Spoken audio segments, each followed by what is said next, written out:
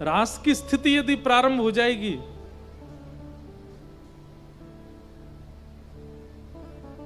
तो फिर जिन जिन भक्तों के चरित्र हम लोग सुनते हैं, वैसी स्थिति, वैसा स्वभाव, वैसे विचार हमारे होने लगेंगे। एक ना दक्षिण भारत में एक परम भक्त थे भगवान के, उनका नाम था धनुर्दास। क्या नाम था? तो धनुर्दास जी जो थे, इनकी पत्नी बहुत सुंदर थी। बहुत सुंदर मतलब इतनी सुंदर थी कि एक बार देख लें तो दूसरी बार देखना ही पड़ेगा, इतनी सुंदर थी। अब धनुर्दास जी का उनके साथ ब्याह हो गया। धनुर्दास जी स्वयं पहलवान थे। पत्नी से इतना इनको प्रेम हो गया, उसकी रूप में इतने आसक्त हो गए कि पत्नी जब घर से बाहर निकलती तो छतरी लेके चलते थे। छतरी लेकर के चलते थे, यहां तक तो ठीक है, पर ये छतरी कैसे लेके चलते थे? छतरी लेकर के उल्टे चलते थे, उसको देखते हुए। पीछे पीछे नहीं चलते हैं, आगे आगे चलते हैं, वो भी उल्टे चलते, पीछे पैर चलाते हैं, उसको देखते हुए चलते। इतनी सुंदर है। एक बार रंगनाथ भगवान की सवारी जा रही थी और पालकी में लेकर के सब वैष्णव जन जा रहे थे। हमारे आचार्य चरण श्री रामानुजाचार्य जी भी उस पालकी यात्रा में जा रहे थे। अब देखो कितनी सुंदर बात है, आचार्यों की दृष्टि से कितना बड़ा प्रभाव होता है। तो जैसे ही पालकी निकल रही थी, तो भाई जब कहीं ठाकुर जी की पालकी आदि निकलती, सबका ध्यान उस पर होता है, पर पालकी पर ध्यान ना जाके सबका ध्यान धनुर्दास पे था। सब कह रहे थे भाई देखना ये कैसा प्रेमी अपनी पत्नी का उल्टा चल रहा है, छाता लेके, पीछे गड्ढा आ जाए, कोई आदमी आ जाए, इसको कोई चिंता नहीं, उसके मुख को देख रहा है। अब सब लोग तो उपहास कर रहे थे उसका, लेकिन रामानुजाचार्य जी महाराज ने देखा, बोले भाई दर्शन की निष्ठा तो है इसमें, लेकिन जीव के प्रति है। अगर ऐसी निष्ठा परमात्मा के प्रति हो जाए तो ठाकुर जी मिल जाएंगे इसको। आचार्य ने क्या विचार किया? आचार्य ने, संसार के लोग तो बात बनाने से नहीं हटते पीछे, जोरू का गुलाम जा रहा, देख अरे देख ऐसी आसक्ति इसकी, ये वो फलाना जो भी। लेकिन आचार्य क्या सोच रहे हैं? इसमें दर्शन की लालसा तो है, पर जीव की जगह यदि परमात्मा के प्रति हो जाए तो इसको ठाकुर जी मिल जाएंगे। और जब पालकी यात्रा पूरी हो गई तो सब लोग पालकी की चर्चा नहीं कर रहे हैं, पालकी उतारने वाले भी देखा था ना, वो धनुर्दास आया था बीच में, पत्नी के पीछे कैसे छतरी लेके चल रहा था। रामानुजाचार्य जी बोले कुछ तो करना। अपने शिष्यों को बोला सुनो, वो धनुर्दास है ना हमारे गांव में? बोले अरे हाँ महाराज जी, वही उसी की बात कर रहे थे, छतरी लेके चल रहा था। रामानुजाचार्य जी बोले इतनी बड़ी पालकी यात्रा निकली, इसकी चर्चा नहीं हुई तुमसे? हैं, उसकी छतरी की चर्चा हो रही है। उसको बोलो स्वामी जी तुमसे मिलना चाहते हैं, उसको बुला के लाओ हमारे पास।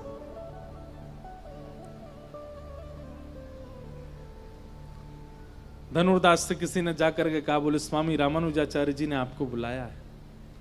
धनुर्दास आया, चरणों में प्रणाम किया।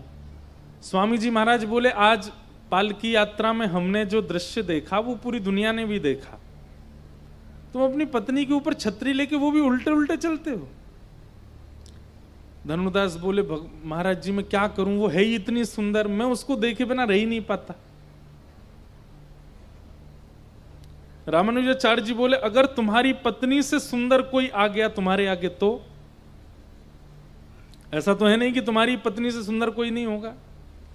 तो धनुर्दास आचार्य के सामने क्या बोलता है? बोले मैं आपको लिख के दे सकता हूं, मेरी पत्नी से सुंदर तो कोई नहीं होगा दुनिया में। तो रामानुजाचार्य जी और प्रसन्न हो गए, बोले इसको विश्वास भी कितना है कि उससे अच्छा कोई है नहीं। ये अगर ठाकुर जी के प्रति हो जाए ऐसी भाव कि मेरे नाथ से बढ़िया कोई और नहीं, तो इसके अंदर सारे गुण हैं भगवत प्राप्ति के, लेकिन केवल जीव से हट करके परमात्मा में जोड़ना है। बोले अगर तुम्हारे सामने तुम्हारी पत्नी से सुंदर कोई आ गया तो तुम क्या करोगे? बोले पहली बात तो कोई आएगा नहीं, लेकिन फिर भी कोई आ गया तो मैं आपको वचन देता हूं, मैं जीवन भर के लिए उसका दास बन जाऊंगा अगर मेरी पत्नी से सुंदर कोई आ गया तो। रामानुजाचार्य जी बोले चलो मेरे साथ। शेषनाग पर पौड़े हैं श्री रंगनाथ भगवान। कभी साउथ में जाइए, त्रिचिरापल्ली में क्या अद्भुत दर्शन है ठाकुर जी का। शेष राम जी के कुल देवता हैं, साक्षात शेषनाग पर पौड़े हैं। जैसे ही स्वर्ण द्वार खुले, श्रीरंगम मंदिर का नाम है, और द्वार खुलते ही रामानुजाचार्य जी ने वंदन किया, बोले भगवान ये आपके सामने जो अर्चक खड़ा है धनुर्दास, मेरी आपसे प्रार्थना है एक बार इसको अपने वास्तविक रूप का दर्शन करा दो, बस एक बार। इतने में ही शांताकारं भुजगशयनं पद्मनाभं सुरेशं विश्वाधारं गगनसदृशं वेदवर्णं शुभांगं। जैसे ही ठाकुर जी प्रकट हुए, शंख चक्र गदा पद्म धारण करके धनुर्दास के सामने जैसे ही ठाकुर जी खड़े हुए, रूप माधुरी को देख करके धनुर्दास तो पत्नी वत्नी सब भूल गया अपनी। आहा, क्या नेत्र कटाक्ष कमल जैसे, क्या नासिका, क्या सुंदर कपोल, क्या हस्त कमल। रामानुजाचार्य जी बोले, कहो धनुर्दास, है तुम्हारी पत्नी से सुंदर? नेत्र सजल हो गए, नेत्रों से अश्रु प्रपात होने लगा, धनुर्दास के चरणों में गिर गया। बोले मैं जीवन भर विषयी रहा, विषय में आसक्त रहा, लेकिन आज आचार्य आपने मेरे नेत्र खोल दिए। दौड़ करके गया, अपनी पत्नी को पकड़ करके लाया। बोले आज से मैं और मेरी पत्नी दोनों आपके दास हैं, मंदिर की सेवा करेंगे, ठाकुर जी की सेवा करेंगे, और बस पूरे समय मंदिर। सब जो हंसी उड़ा रहे थे धनुर्दास की देखते रह गए, और केवल कुछ क्षणों के अंदर उसको इतना रस से युक्त कर दिया कि ठाकुर जी ने उसका आस्वादन करके रास बिहार कर दिया। ये रास है। रस तो आप क्या सोचते हैं धनुर्दास, हम नहीं, हम भी धनुर्दास जैसे ही हैं।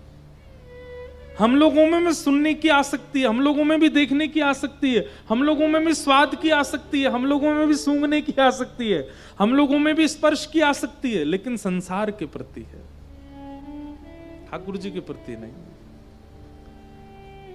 कोई आचार्य जीवन में आएंगे, कोई महापुरुष की वाणी ऐसी जीवन में आएगी, आपकी सर्वांगीण इंद्रिय जब जगन्नाथ जी के आस्वादन में लग जाएगी, उसी दिन रस रास में परिवर्तित हो जाएगा, उसी दिन रास हो जाएगा, रास का अनुभव हो जाएगा। इसलिए सुनते रहिए आचार्यों को, महापुरुषों को सुनते रहिए, पता नहीं किसकी वाणी से परिवर्तन हो जाए और हमें रास का अनुभव हो जाए। रास का मतलब नृत्य नहीं होता, रास का मतलब नाचना नहीं होता, रास का मतलब है प्रायोरिटी। महाप्रभु जगन्नाथ जी इतनी प्रायोरिटी दे रहे हैं कि द्वार पर ही आकर के खड़े हो गए, तेरे संग ही खाऊंगो, तेरे संग ही रहूंगो, तू जहां जाएगा वहीं जाऊंगो। ये रास है। श्री माधवदास, सब लोग नाम जानते हैं जगन्नाथ जी को भजने वाले माधवदास जी का। माधवदास जी महाप्रभु जगन्नाथ जी के पास गए और जाकर के बोले, प्रभु आज्ञा लेने आए हैं। तो जगन्नाथ जी बोले, क्या आज्ञा चाहिए? बोले, बहुत दिन हो गए जगन्नाथपुरी में, मेरा मन हो रहा है कि मैं वृंदावन जाके ब्रजमंडल में दर्शन करके आऊं। तो महाप्रभु जगन्नाथ जी नेत्र सजल हो गए। माधवदास बोले, क्या हो गया जय जय, आप ऐसे परेशान क्यों हो गए? तो जगन्नाथ जी बोले, तू चलो जाएगो ब्रज, मेरो मन कैसे लगेगा जगन्नाथपुरी में? ये रास है। ठाकुर जी कह रहे मेरा मन तेरे बगैर कैसे लगेगा, तू चला जाएगा तो। हमसे कभी कहते हैं? हमसे नहीं कहते। हम जगन्नाथपुरी गए और कब कब में बाहर आ गए, ठाकुर जी को कोई कुछ नहीं हुआ। क्यों? अभी रास की अवस्था आई नहीं। रास की अवस्था आ जाएगी तो ठाकुर जी सामने से जाने नहीं देंगे, बैठा लेंगे। मतलब आप उनको देखने के लिए लालायित हैं, वो रस है। वो आपको देखने को लालायित हो जाए, वो रास है। माधवदास जी बोले, जय जय कुछ नहीं होगा, आप विराजे रहो, मैं जा रहा हूं कुछ दिन वृंदावन। तो ठाकुर जी बोले, एक काम करो, हमको संग ले चलो।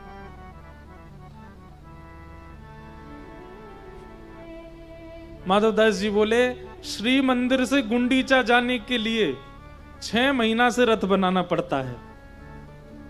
नेक दूर जाने के लिए 6 महीने नंदी घोष रथ का निर्माण करना पड़ता है। उसमें भी आप असंख्य पुजारियों के द्वारा उठाए जाते हो तब तो नीचे खिसक के आते हो, उसके बाद रथ में बैठते हो और फिर 3 दिना में तो आप गुंडीचा पहुंचते हो। आपको वृंदावन ले जाना का मतलब क्या है?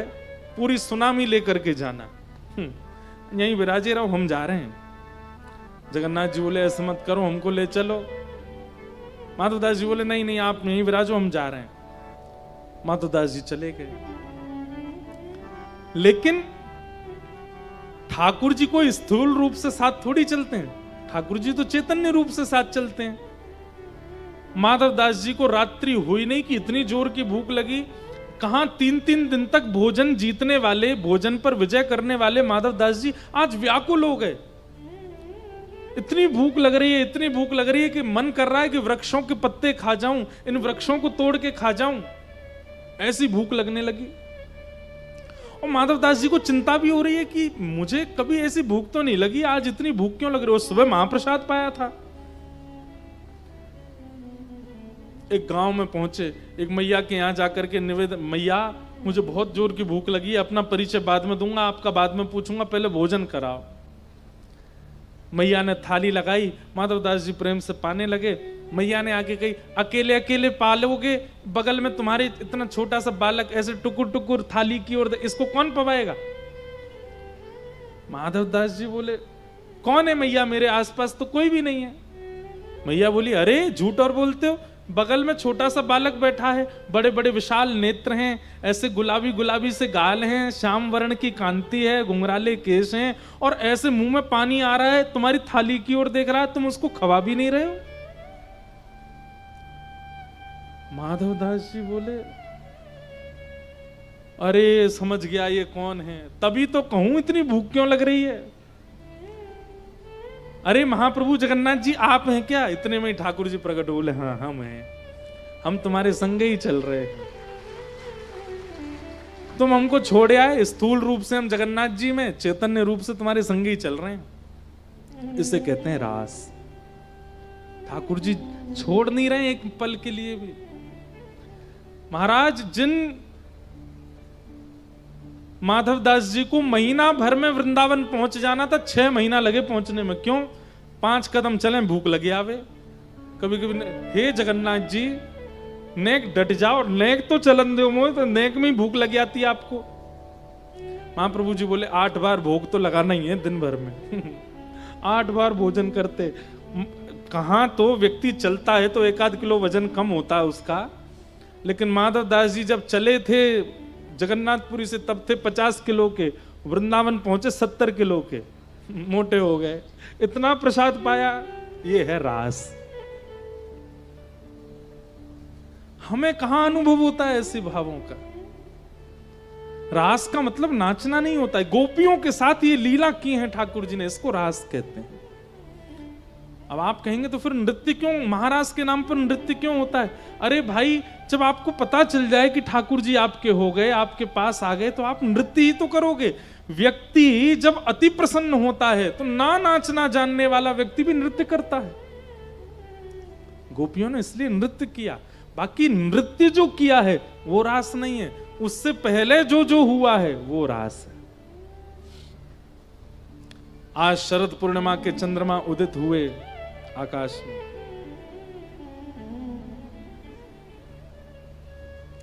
एक बात कहते हैं अपने मन की, हम जब कथा, ये गोवर्धन लीला आदि ये सब होती है, इस दिन हमारा मन होता है रुक्मणी विवाह कैसे करें हम।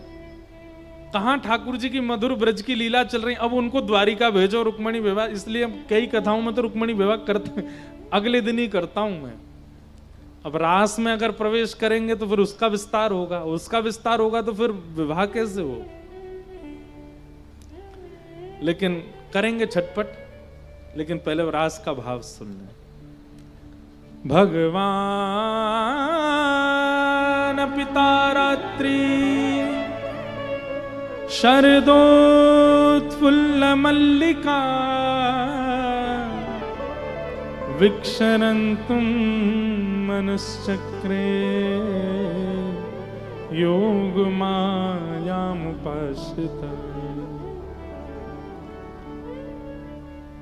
भगवान, रास के प्रारंभ में ही जो शब्द प्रयोग किया गया भगवान, बोले भैया सावधानी से सुनना, इस लीला को सुनने के बाद कईयों के चित्त में प्रश्न प्रकट हो सकता है, परंतु ये बात याद रखना, ये लीला कोई बालक नहीं कर रहा है, साक्षात भगवान कर रहे हैं।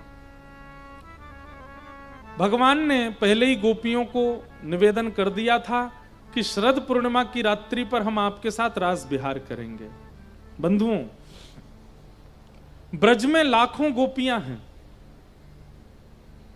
और ये सब गोपियां कौन हैं?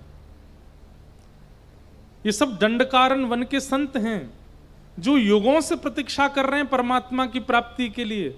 जब भगवान राम रूप में आए तब भी ठाकुर जी इनसे मिल नहीं पाए, तो ठाकुर जी ने इनको संदेश भिजवाया कि आप सब लोग तप कीजिए और द्वापर में आप सब ब्रज की गोपी बन के आना, मैं राम ही द्वापर में कृष्ण बन करके आऊंगा, और तब आप सब ब्रज गोपियों के साथ में प्रियतम भाव से रास विहार करूंगा।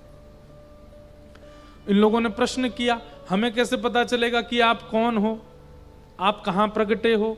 तो ठाकुर जी बोले, मेरा दर्शन करते ही आपके चित्त में अपने आप स्फूर्ति प्रेम की होने लगेगी, और केवल उन गोपियों के चित्त में स्फूर्ति होगी जो युगों से मेरी प्रतीक्षा कर रही हैं।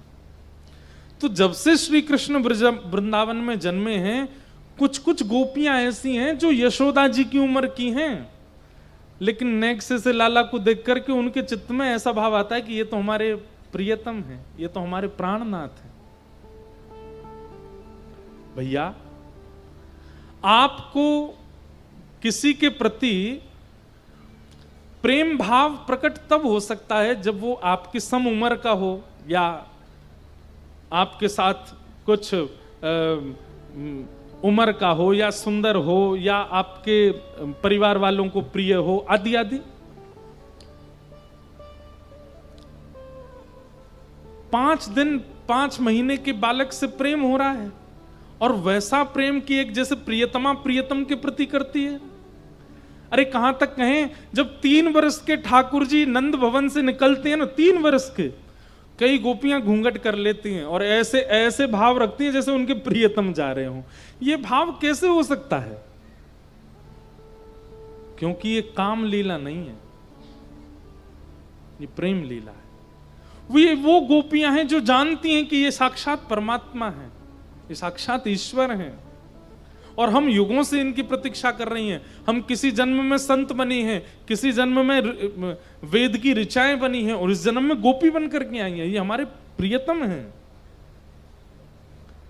भगवान ने उन सब गोपियों को आश्वासन दिया कि हम शरद पूर्णिमा पर आपके साथ रास विहार करेंगे। आज जैसे ही शरद की ऋतु आई, शरद पूर्णिमा प्रकट हुए, कोई गोपी दूध काट रही है, कोई गोपी अपने घर में भोजन बना रही है, अनेक अनेक कार्यों में सब व्यस्त थी। लेकिन जैसे ही सुना कि कृष्ण आए हैं, उस कार्य को यथावत वहीं छोड़ करके दौड़ी हैं कृष्ण से मिलने के लिए। बंधुओं, एक बात सुनिएगा, राहुल केला में कथा होनी है। ये जैसे ही पता चला, जिन जिन को, कईयों को तो कथा शुरू होने से 2 घंटा पहले ही पता चला कि कथा हो भी रही है यहाँ पे। मुझे बहुत लोग मिले, हम वहां से भाग करके आए, हम वहां से छोड़ के आए, हम ऐसे करके आए। तो जो ऐसे बताते हैं ना कभी कभी कि महाराज जी हमारे घर में ये चल रहा था, हम तो झूठ बोल करके आए, हम ऐसे दौड़ करके आए, हम ऐसे करके आए, उनके प्रति यही भाव आता है कि ये गोपी है, और हमने नहीं बुलाया। हम कौन है? हम तो वंशी हैं। वक्ता कौन है? वक्ता तो वंशी है। वंशी में 7 स्वर हैं। वक्ता अपने कंठ के स्वरों से आपको जो भी कुछ सुना रहा है वो सब प्रकट तो जगन्नाथ जी से हो रहा। वक्ता तो वंशी है, और इस वंशी की वाणी सुन करके जो जिस स्थिति में उसी स्थिति में दौड़ पड़ते हैं, समझो उनको श्री कृष्ण ने बुलाया, क्योंकि यही स्थिति रास में हुई थी। भगवान ने जैसे ही अपनी वेणु का नाद करना प्रारंभ किया तो कई लोगों को तो लग रहा था कि कृष्ण वंशी बजा रहे हैं, कई गोपियों को लग रहा था आहा कितना सुंदर राग बजा रहे हैं। लेकिन कृष्ण प्रेम में जितनी गोपियां थीं उन सबको लग रहा था ना तो वंशी बज रही है ना राग बज रहा है, श्री कृष्ण हमें बुला रहे हैं, और उसी समय वे दौड़ पड़ी हैं मिलने के लिए। असंख्य गोपियां पहुंच गई। श्याम सुंदर सामने बैठे हैं, 7 वर्ष के हैं, 7.5 वर्ष के ठाकुर जी। और यहां सब बड़ी बड़ी गोपियां, कई यशोदा जी की उम्र की हैं, कोई यशोदा जी से भी बड़ी उम्र की हैं, कोई छोटी छोटी हैं। मतलब 6 वर्ष से लेकर के 80 वर्ष तक की सब गोपियां हैं सामने। और 7 वर्ष के ठाकुर जी उन गोपियों को देखते हैं और देख करके कहते हैं, स्वागतम वो महाभाग प्रियम किम करवाणि व ब्रजस्यानामयं कस्य ब्रूतागमन कारण। आइए आइए आइए, स्वागतम स्वागतम। इतनी सारी गोपियां, इतनी रात को आप सबके यहां आने का कारण जान सकता हूं मैं? अब ठाकुर जी परीक्षा ले रहे हैं और गोपियों से कह रहे हैं, अच्छा तो तुम इतनी रात को चंद्रमा देखने आई हो?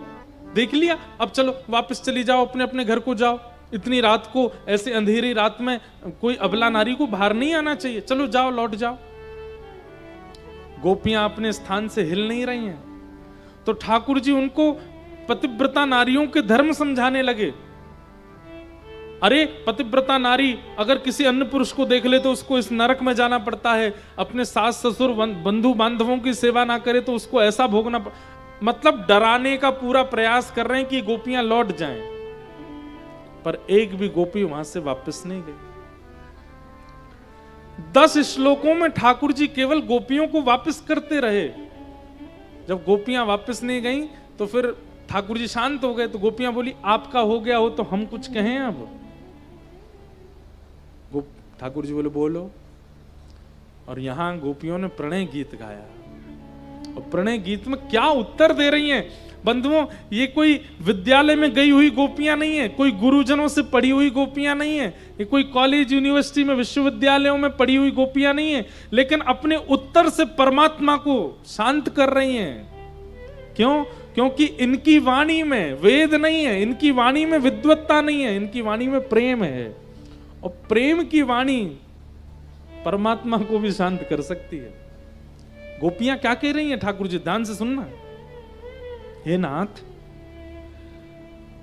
चित्तम सुखेन भवतापहितं ग्रहेषु यन्निर्विशस्य तु करावपि गुह्यकृत्ये पादौ पदं न चलतास्तव पादमूलात् यामः कथं व्रजमथो करवाम किं वा।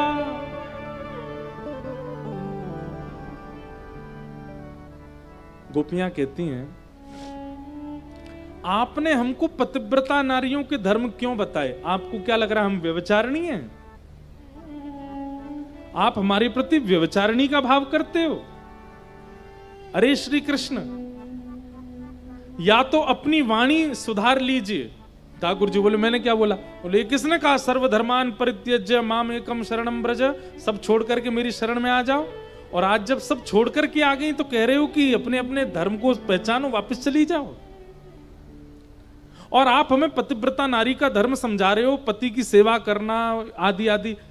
हमारी एक बात सुनो। क्या? एक पतिव्रता नारी थी, उसका पति परदेश जा रहा था, तो पत्नी बोली, आप विदेश चले जाओगे, मैं तो आपका पाने के बाद ही भोजन पाती हूं, आपको सुलाने के बाद ही सोती हूं, आपको सब कुछ अर्पित करने के बाद ही, अब आप ही चले जाओगे तो मैं कैसे रहूंगी? तो पति ने कहा, देवी एक काम करो, ये मेरी मूर्ति रख लो, और जब तक मैं वापस ना आऊं इन्हीं कोई पति मानना, और सब कुछ इसके साथ, इसको पवाना, इसको नहलाना, इससे पूछना, इससे बात करना, अपना पातिव्रत धर्म इसके साथ निभाना, और जब मैं लौट करके आ जाऊं तो फिर मेरे साथ रहना। 5 वर्ष तक पति लौट करके नहीं आया, और 5 वर्ष तक वो पतिव्रता नारी मूर्ति को ही पति मान करके रहती है। अचानक 5 वर्ष बाद अपने पति को वो सुला रही होती मूर्ति वाले को, और असली पति द्वार पर आ जाता है। बताओ श्री कृष्ण, उसको क्या करना चाहिए?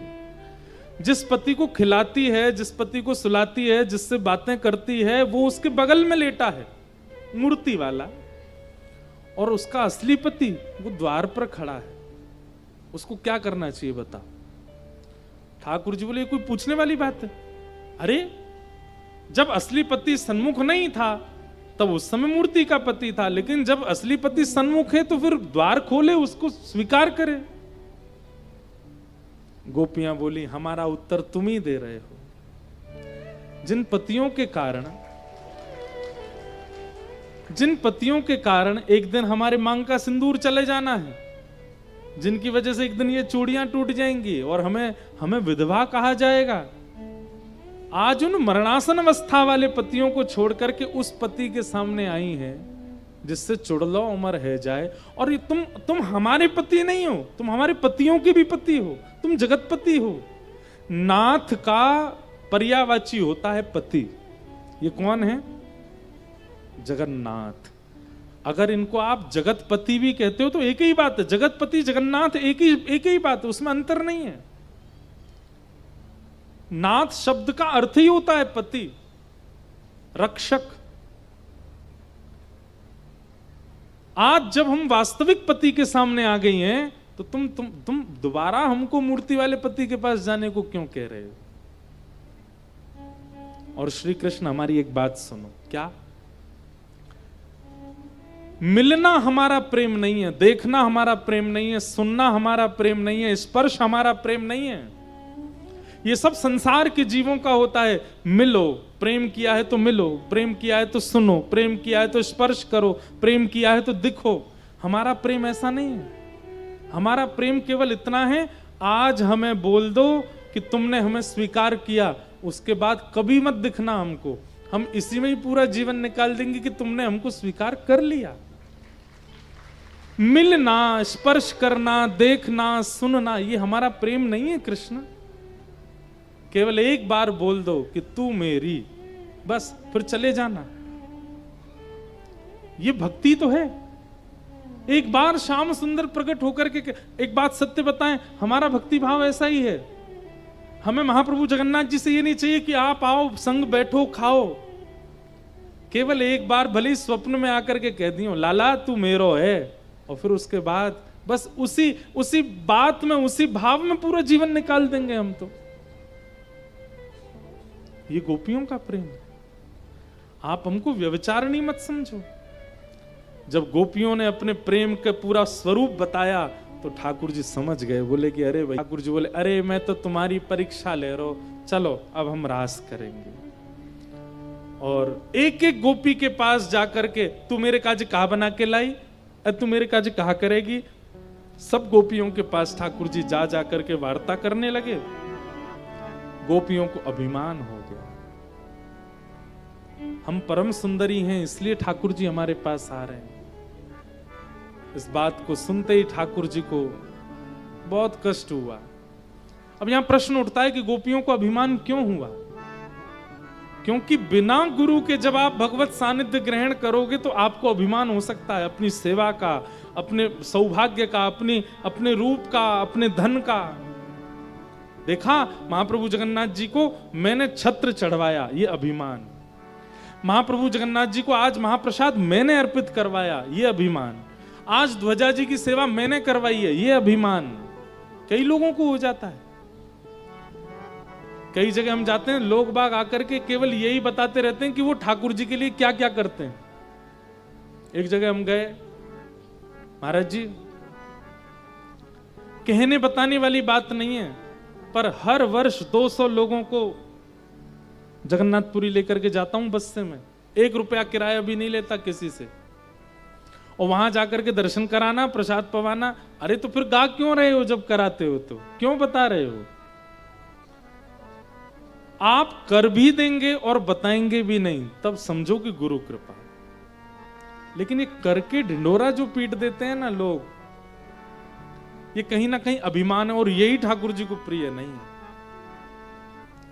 गोपियां बिना किशोरी जी के रास में आ गई हैं, बिना आचार्य के रास में आई हैं, बिना गुरु के रास में आई हैं, इसलिए उनको अपने रूप का अभिमान हो गया। और जैसे ही अभिमान हुआ ठाकुर जी वहां से अंतर ध्यान हो गए। ढूंढते ढूंढते किशोरी जी के समीप गए। यमुना के तट पर हमारी किशोरी जी विराजमान है। किशोरी जी को देखते ही गोपियों को यह अनुभव हो गया कि हमने अभिमान किया है, इसीलिए श्याम सुंदर छोड़ के चले गए। बंधुओं, रास का प्रसंग बहुत विस्तृत है, हम सहजता में सुना रहे हैं बस। किशोरी जी के सन्मुख जाकर के जब बैठी हैं गोपियां, किशोरी जी ने जब नेत्र घुमा करके देखा है, सब गोपियों के नेत्रों में अश्रुबिंद हैं। हम सोचते थे कान्हा कहीं कुंजन में होगा, सोचते थे कान्हा कहीं कुंजन होगा, सोचते थे कान्हा कहीं कुंजन में होगा, सोचते थे कान्हा कहीं कुंजन में होगा। हो अभी तो मिलन का हमने सुने होगा, अभी तो मिलन का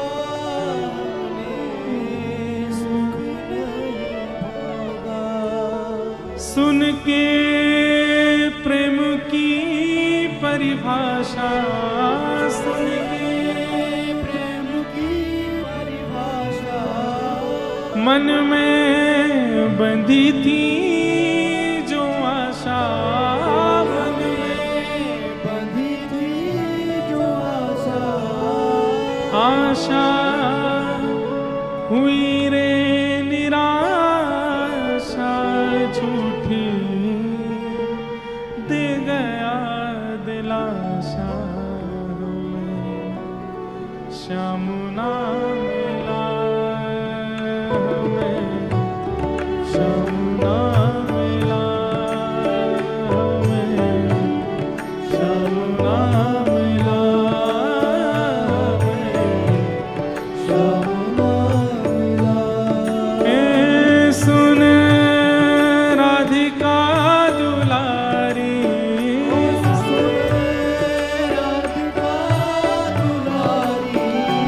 तेरे द्वार का भिखारी, तेरे द्वार का भिखारी, तेरे श्याम का पुजारी, पीड़ा है हमारी,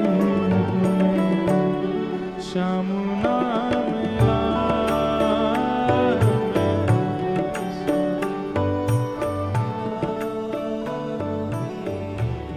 श्याम ना मिला, श्याम ना मिला। ओ अपना जहां जिसे कहे सब कोई, अपना जहां जिसे कहे सब कोई, ओ अपना जहां जिसे कहे सब कोई, अपना जहां जिसे कहे सब कोई, उसके लिए मैं ही दिन रात रोई, उसके लिए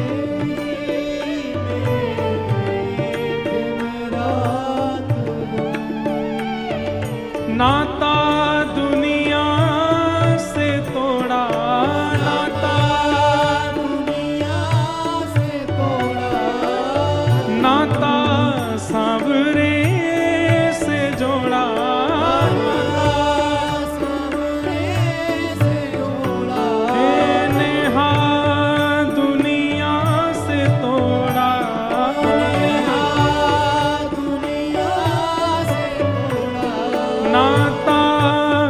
सांवरे से जोड़ा, सांवरे से जोड़ा, उसने ऐसा मुख मोड़ा, मुझे कहीं का न छोड़ा। श्याम नाम में, श्याम नाम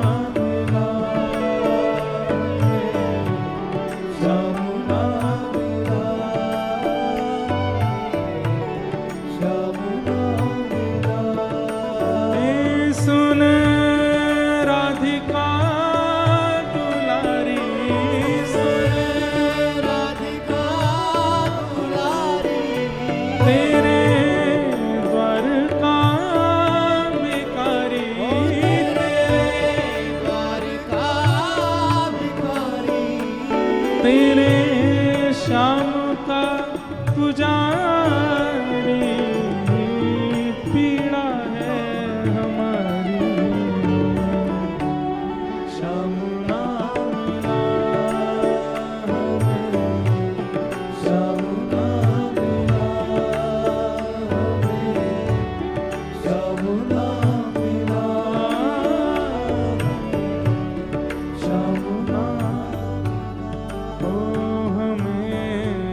श्याम नाम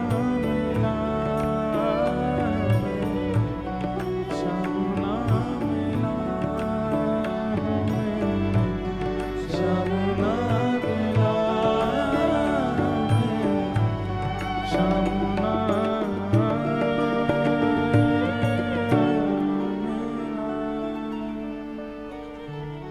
एक बात मन में आती है बंधुओं, हमें ऐसा विरह क्यों नहीं होता जैसा गोपियों को? इसके पीछे कारण क्या है कि जब किसी वस्तु की आप चाह रखते हो और वो आपको मिली ही ना हो तो उसका विरह नहीं होता। विरह होता है जब वस्तु मिल जाए और मिलके भी छुड़ जाए। हमें मिले ही नहीं है अभी तक ठाकुर जी, हमको विरह नहीं होता। हमारे जो आंसू भी आते हैं ना, वो भी अपने कष्टों के कारण आते हैं। गोपियों का जो ये विरह भाव है वो इसलिए है कि वस्तु मिलकर के चली गई। किसी को वस्तु मिली ही ना हो, उसका रोना, उसका व्याकुल होना, उसका परेशान होना सामान्य हो सकता है, पर वस्तु का प्राप्त होकर के उसका आस्वादन करके फिर वस्तु का दूर हो जाना, ये बहुत कष्टदायी होता है। गोपियों की स्थिति, गोपियों ने गोपी गीत गाया और गोपी गीत गाने के पश्चात ठाकुर जी प्रकट हो गए। गोपी गीत भागवत जी के प्राण है, तो एक श्लोक में गा देता हूं। तब कथामृतम तप्त जीवनम कविभिरेडितं कल्मषापहम् श्रवणमङ्गलम् श्रीमदाततं भुवि गृह्णन्ति ते भूरिदा जना। गोपियों ने गोपी गीत गाया, ठाकुर जी प्रकट हो गए और अब जितनी गोपी हैं उतने कृष्ण हो गए और कथा अब लीला में महारास हुआ। एक कृष्ण अनेक गोपी वो रास, जितनी गोपी उतने कृष्ण ये महारास। कथा में भी कई बार ऐसा होता है कि सुनते सुनते ऐसा लगने लगता है कि व्यास जी हमको ही कथा सुना रहे हैं, ये बाकी राउल केलावासी तो केवल भीड़ बढ़ा रहे हैं, कथा तो मुझे सुनाई जा रही है। जब ऐसी स्थिति लगने लग जाए तो समझो अब ये महारास है। कई लोगों को ऐसा अनुभव होता है, ये तो मेरी बात कही गई, ये तो मेरे परिवर्तन की बात बताई गई, ये बात तो मेरे लिए, मेरा प्रश्न था उसका उत्तर दिया गया। अब कथा तो इतने लोग सुन रहे हैं, आप कोई स्पेशल नहीं थे, लेकिन कई बार वक्ता के मंच से मुख से निकली गई बातें ऐसा लगने लगता हमारे लिए है। वही स्थिति महारास में होने लगी। गोपियों को लगा उसके साथ नहीं नृत्य कर रहे हैं, उसके यहां नहीं जा रहे हैं, ये तो केवल मेरे से मिलने आए हैं, वही महारास हो गया। ठाकुर जी ने अपना रूप ऐसा किया कि प्रत्येक गोपी को लगने लगा कि ये मेरे साथ रास कर रहे हैं। महारास हुआ, महारास में ब्रह्मा जी पधारे और सब जन पधारे और सबके साथ सुंदर महारास विहार हुआ। महाराज के पश्चात अब एक काम करते हैं, कथाक्रम पूरा करके फिर महाराज का पद गाएंगे। हाँ, कथा का विश्राम महाराज से करेंगे। ठाकुर जी ने फिर उसके बाद मथुरा जाकर के कुबलियापीड़ हाथी का उद्धार किया, कंस का उद्धार किया। सांदीपनी गुरुकुल पढ़ने के लिए ठाकुर जी गए। लौट करके आकर के उद्धव जी महाराज को वृंदावन भेजा। वृंदावन से ब्रजवासियों का समाचार लेकर के उद्धव जी आए। यहां मथुरा पर 16 बार 17 बार चढ़ाई कर दी जरासंध ने, भगवान ने 17 बार उसको हरा दिया। 18वीं बार ब्राह्मणों की सेना लेकर के आया तो ठाकुर जी रण छोड़ करके द्वारिका विराज गए। बोलो द्वारिकाधीश की। हम में अचानक से हनुमान जी आ जाते हैं और हम तुरंत कूद के लंका पहुंचते हैं, तो राज बिहार से सीधे द्वारिका आ गए हैं। तो ऐसे कई बार प्रसंग में फंस जाते हैं तो क्या करें। द्वारिका में आकर के सबसे पहले रोहिणी नंदन श्री बलराम जी का विवाह हुआ। रेवत राजा की पुत्री, उनका नाम था रेवती, और रेवती के साथ में श्री बलराम जी का विवाह हुआ। भगवान के विवाह का प्रस्ताव हुआ। नारद जी महाराज ने कौंडनपुर के राजा की पुत्री रुक्मणी जी के बारे में ठाकुर जी को बताया। भगवान बोले पहले उनको कथाएं सुनाकर के हमारे रूप का आस्वादन कराओ। नारद जी ने इतने वक्ता भेजे, इतने वक्ता, भागवत जी में वर्णन है कि कौंडनपुर में कोई वक्ता आ जाते थे तो भीष्मक राजा अपने घर में व्यास आसन लगा के उनसे कथा सुनते थे। तो नारद जी ने अनेक वक्ताओं को कह दिया कि भाई साल के हर महीना एक वक्ता जाना चाहिए, और ना तो ज्ञान की चर्चा करेंगे कथा में, ना वैराग्य की, केवल कृष्ण की चर्चा करनी है, क्योंकि रुक्मणी जी सबसे आगे बैठ के सुनती हैं कथा। रुक्मणी जी की ऐसी स्थिति हो जाए कि जहां देखें वहां कृष्ण ही दिखाई दें, तभी ब्याह होगा ठाकुर जी का। ये बड़ी अंतरंग बात बताई हमने आपको। नारद जी ने सैकड़ों वक्ताओं को कौंडन्यपुर भेज दिया।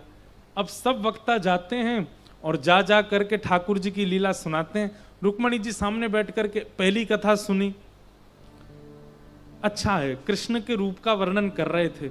दूसरे वक्ता है, उन्होंने भी रूप का वर्णन किया। तीसरे वक्ता है, उन्होंने भी रूप का। चौथे वक्ता से तो रुक्मणी जी ने बोल दिया कुछ और भी सुना दीजिए।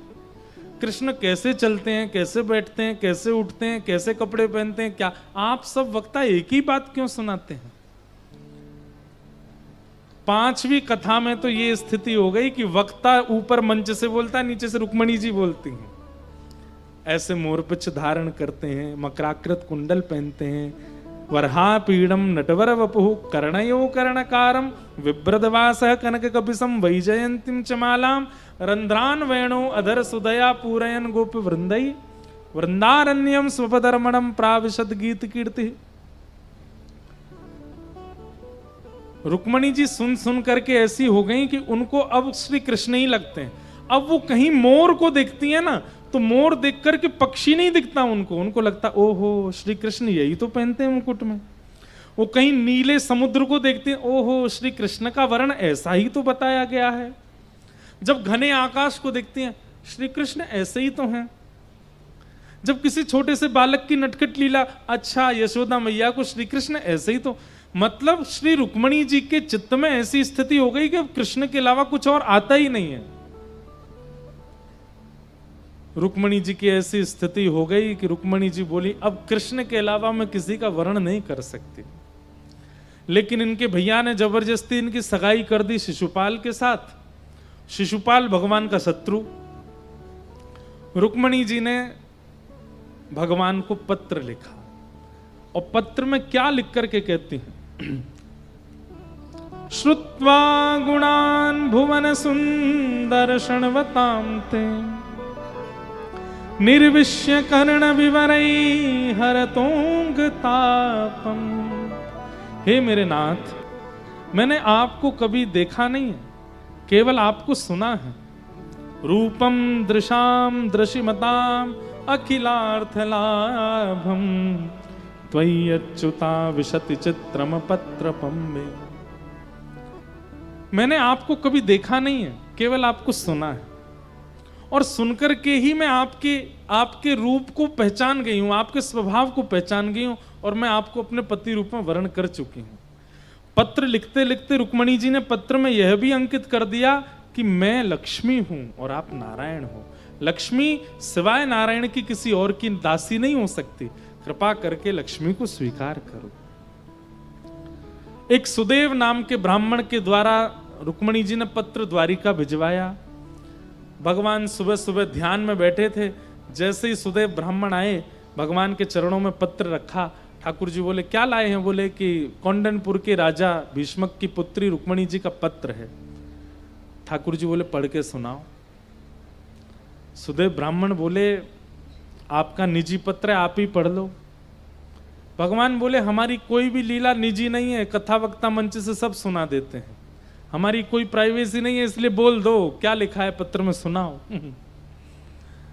सुदेव ब्राह्मण ने कहते हैं जैसे ही पहला श्लोक बोला, श्रुत्वा गुणान भुवन सुंदर शृण्वताम ते निर्विश्य कर्ण विवरई हरतोंग तापम, इतने में तो ठाकुर जी अपने आसन से खड़े हो गए।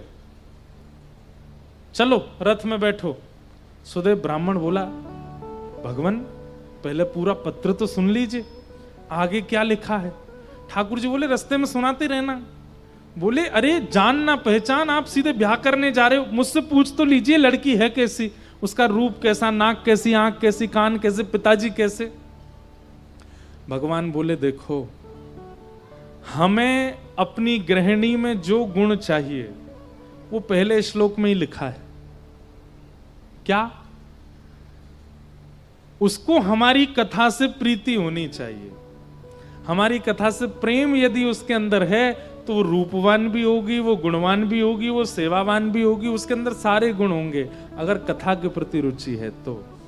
और रुक्मणी ने अपने श्लोक अपने पत्र में पहले लिख दिया श्रुत्वा गुणान भुवन सुंदर शृण्वताम ते, इसलिए बाकी के गुण सब गौड़ हो गए हैं, सब सामान्य हो गए हैं, ये गुण सर्वोपरि है, हम उसको स्वीकार करने के लिए तैयार। सोचो इतनी सारी रुक्मणी बैठे हैं, यहां पर पुरुष भी सब रुक्मणी है, मैं भी रुक्मणी हूं, पर हमें अभी तक स्वीकार क्यों नहीं किया है? क्योंकि कथा श्रवण के प्रति वैसी रुचि बनी नहीं है जैसी रुक्मणी जी की बन गई है। श्रवणम कीर्तनम विष्णु स्मरणम पाद सेवनम अर्चनम वंदनम दास्यम सख्य आत्मनिवेदनम, नवदा भक्ति में सबसे पहली भक्ति का नाम श्रवण भक्ति है। अगर किसी का श्रवण उचित नहीं है तो बाकी की भक्तियां उसकी कहीं ना कहीं अपराध करती हैं, इसलिए श्रवण भक्ति प्रधान। और भगवान रथ पर बैठ करके बिना घर में किसी को बताए सीधे पहुंच गए कौंडनपुर। रुक्मणी जी देवी पूजा के लिए गई थी और वहीं से ही रुक्मणी जी का अपहरण करके ठाकुर जी उनको द्वारिका ले आए।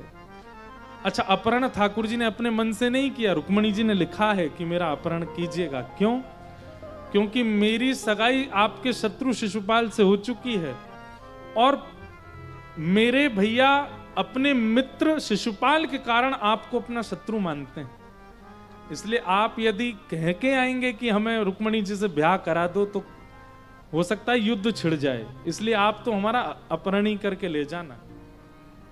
ठाकुर जी अपहरण करके लाए, हरण करके ले गए। अच्छा, अपहरण और हरण ये दो बात, अपहरण होता है कि बिना उसकी इच्छा के ले जाना और हरण होता है उसकी इच्छा से ले जाना। ठाकुर जी ने हरण किया रुक्मणी जी का, लेकर के द्वारिका आए। बीच में भगवान की रुक्मी मतलब अपने साले के साथ युद्ध भी हुआ है, ऐसा वर्णन आता है। ठाकुर जी द्वारिका आए, रुक्मणी जी को लेकर के आए। देवकी मैया बोली लाला जी कौन है? ठाकुर जी बोले आप ही पूछो कौन है। देवकी मैया बोली लाली तुम कौन हो? तुरंत रुक्मणी जी ने चरणों में प्रणाम किया, बोले आपकी बहू हूं।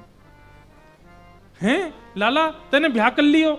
नहीं नहीं ब्याह ना कियो, अभी छोरी लेके आए हैं, ब्याह तो आप लोग कराओगे। देवकी मैया बोली लाला तेरा स्वभाव नहीं बदलो, हैं सब चोरी कर करके लावे को, बता बहू की चोरी कर लाए हो, ये चोरी करके कौन ब्याह करे? मैया हमने चोरी ना करी है, जाने हमते पत्र में कही कि हमारो हरण करो, या हमारे लेके आए हैं। रुक्मणी जी ने पूरा माहौल बताया, बोले कि हमने ही कहा था, क्योंकि हमारे कौंडनपुर का माहौल अच्छा नहीं है, वहां हमारा कोई ब्याह नहीं करा था, इसलिए हमने कहा था। वसुदेव जी बोले कोई बात नहीं, ये तो बालक है, लाला है, मैं जाता हूं। वसुदेव जी कौंडनपुर गए और भीष्मक राजा के साथ उन्होंने संवाद करके कहा कि अब ब्याह का प्रस्ताव आप स्वीकार करो।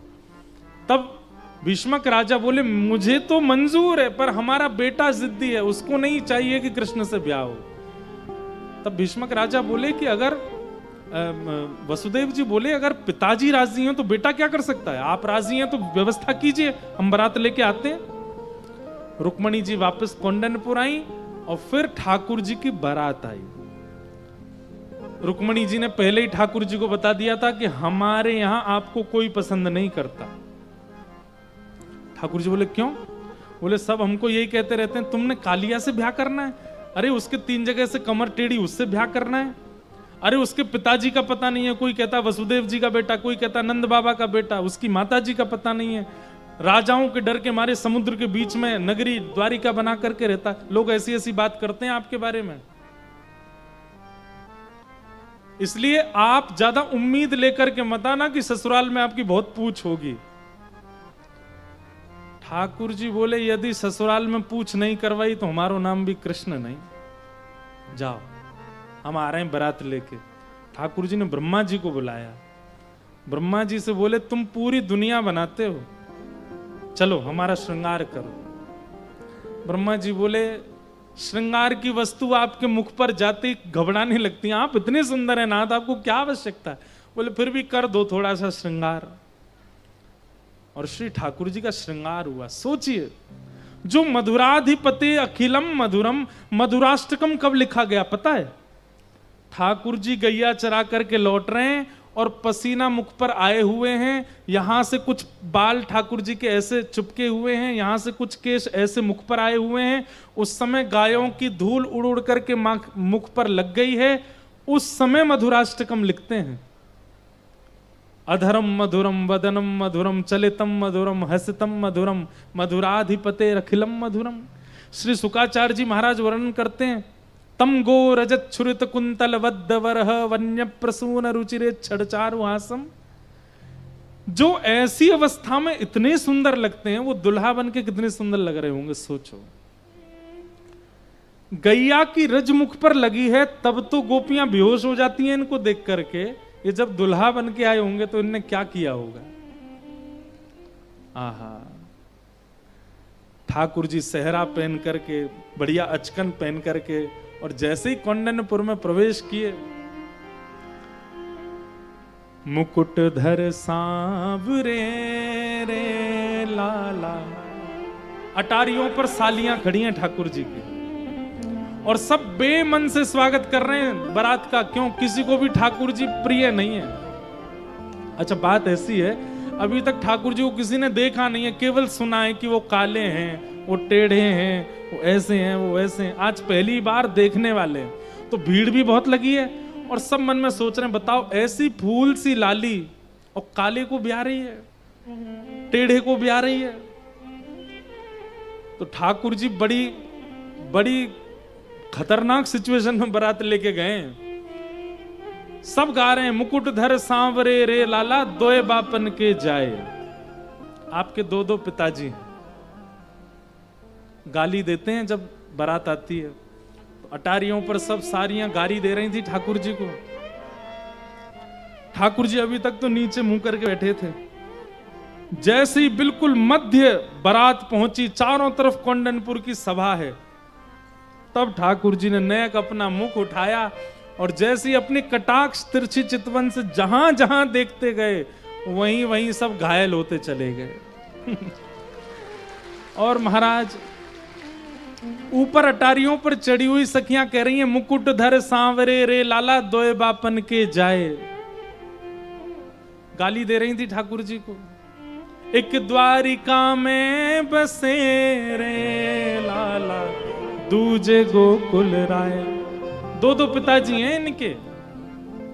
ऐसे फिर आगे कहती इनकी 2 मैया हैं, इनकी 2 बहन हैं, 2 बुआ हैं, गाली दे रही हैं।